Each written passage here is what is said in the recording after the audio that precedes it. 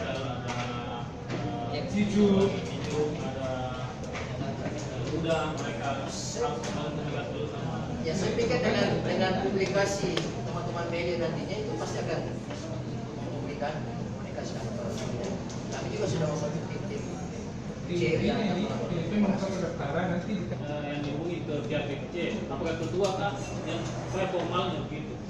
Apakah melalui telepon atau komunikasi video? Bisa lewat Pak Ketua, bisa Pak Sekretaris, bisa saya.